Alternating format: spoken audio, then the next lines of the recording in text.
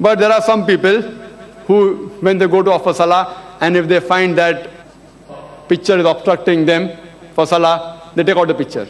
Or they cover the picture with the cloth. If the picture is obstructing your salah, pray in another room. Why you have to pray in the room which has the picture? Go in another room. Then there are some people who in a non-Muslim office, they want to make a jamaat. I have got no objection if you make a jamaat. But see to it that all the Muslim employees in that office don't leave the work simultaneously so that the office work comes to a standstill. You can very well pray in several jamaat. As if you see, it's mentioned in Sahih Bukhari, volume number 1, in hadith number 6 to 7, in the book of Adhan, chapter number 35. It says that even a jamaat can be made by 2 people. Even 2 people are sufficient for jamaat. So if you work in non-Muslim atmosphere, don't put the office work at standstill. Offer in various jamaats. And if a person, if a Muslim works dedicatedly, honestly, no employer, even if he's a non-Muslim, will prevent you from a break for offering salah.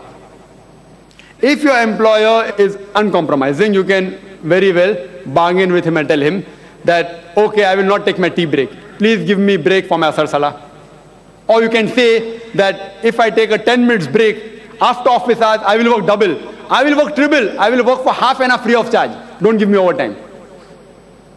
Any businessman will agree with the person who is taking 10 minutes off and is working half an hour extra after office hours. Normally you have to pay double or 1.5 times. So you tell him, I will work thrice the time of the break and don't give me a single pie. He will surely agree. But in extreme cases, if your employer is amongst the 1% or uncompromising at all, the best option for you is remaining is that you change the job. Offering salah is fard. If the employer is amongst the 1% who doesn't give you off for salah, change the job. You may never know, Allah subhanahu wa ta'ala will give you a job in which you may earn more. But irrespective whether you earn more or less in the new job, offering salah will gain you more benefit in the hereafter than not offering and getting a few hundred rupees more.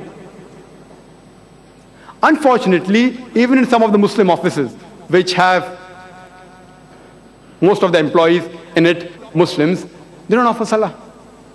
Neither alone, neither in jamaat. I would like to request all the Muslim brothers that in their office, they should see to it that they themselves, along with their employees who are Muslims, they should offer salah.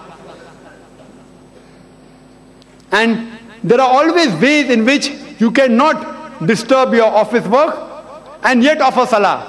In fact, in the long run, if you offer salah along with the employees, it will help you in your business and you will make more profit. Hope that answers the question. Assalamu alaikum, brother. Are women allowed to pray in the mosque?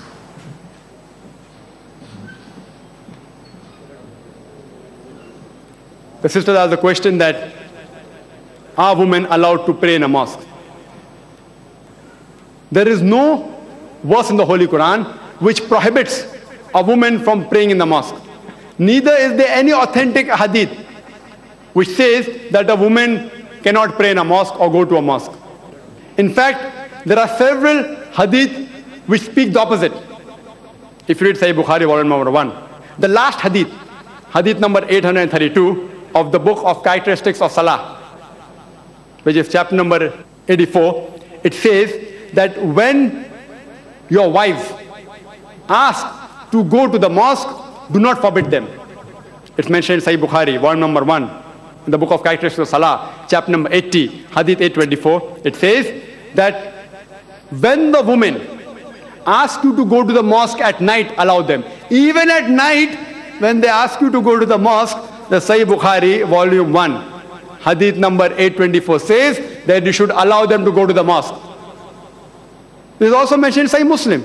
With Sahih Muslim, volume number 1, in the book of Salaah, chapter number 175, hadith number 881, it says that Abu Hurairah, may Allah be pleased with him, he said that the best row for the men are the first rows, and the worst are the last rows. The best rows for the women are the last rows, and the worst are the first rows, indicating that men and women pray together in the mosque. And when they pray together, the best row for the men is the first row, and the best for the women is the last row. The worst for the men is the last row, and worst for the women is the first row. There are several hadith. If you read Sahih Muslim, volume number 1, in the book of Salaah, chapter 177, hadith number 884, it says that do not prevent the servants of Allah subhanahu wa ta'ala to go to the mosque. Sahih Muslim, volume 1, book of Salaah, chapter number 177, hadith number 891. It says that do not take away the share of the mosque of the women. That means during the time of the Prophet, the women did go to the mosque and Prophet never prevented them from entering the mosque. But whenever women enter the mosque, there should be equal and separate facility in the mosque. There should be no intermingling of the sexes, like how you have in the other place of worship. Otherwise, people will go more for East-teasing than to worship Allah subhanahu wa ta'ala. Separate entrance, separate wudu facility, separate place for prayer. And but natural, a woman cannot stand in front of the men. Otherwise, the men will concentrate more on the women than on Allah subhanahu wa ta'ala. Equal but separate facilities. If it's side, then preferably a partition, or they should pray behind. Equal but separate facilities. If you analyze, if you go to Saudi Arabia, the women are allowed in the mosque. Even in the Haramain Sharif, the Masjid al-Haram in Makkah and Masjid Nabawi in Medina, the women are allowed in the mosque. You go to America, women are allowed in the mosque. You go to UK, women are allowed in the mosque. You go to South Africa, women are allowed in the mosque. Women are allowed in the mosque in almost all parts of the world. It's only in India that most of the mosques do not give permission for the women to enter. But alhamdulillah, there are a few mosques in Bombay which I know of, which do allow women to enter. And when I'd been to Kerala last year, they told me that there were no less than 500 mosques in Kerala alone which had separate facilities for the women to pray.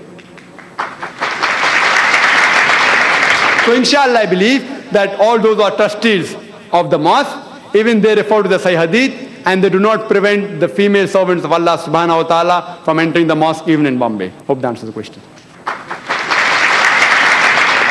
Assalamu alaikum.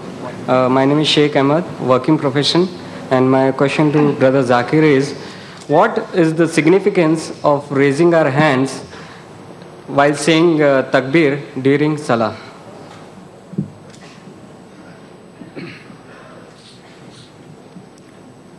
The brother asked a question that what is the significance of raising the hands when we say takbir in Salah? Hands are a symbol of power and force. When we Muslims raise the hand in Salah, it mainly signifies three things. First, we are submitting to Allah subhanahu wa ta'ala. By raising our hands, we are signifying so as to say that, oh Allah, I submit to you. Like how when we want a person to surrender, we say hands up. You know, police says hands up to the robber. Indirectly telling him that you surrender. So when we do hands up, we are surrendering to Allah subhanahu wa ta'ala. And simultaneously, when we raise the hands, it also signifies the glorification of Allah subhanahu wa ta'ala. By action as well as by words. Allahu Akbar. Allah is the greatest. And besides that, when we raise the hands and fold it over the chest, we are giving a signal that I am facing my back toward the worldly affairs and giving up everything to concentrate on the worship of Allah subhanahu wa ta'ala. Hope that answers the question. Assalamu alaikum. My name is Yusuf Desai. I am retired government official.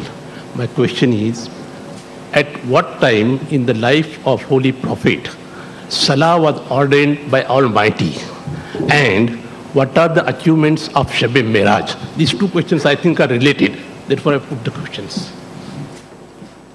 The brother has a question that at what time, exact date he wants, was a beloved Prophet ordained to offer Salah, and what is the significance of Mi'raj in connection with Salah. Brother, exact day, like how we know when he died, when he was born, we don't know. But it was towards the early part of his prophethood. Because there are hadiths telling us that how did Archangel Gabriel show him to offer Salah. What he did, he put his foot in the ground and then water gushed forth from the ground. And Archangel Gabriel, he showed to the Prophet how to do wudu. And he showed him how to do salah. Same thing the Prophet came home and repeated in front of his wife Bibi Khatija, may Allah be pleased with her.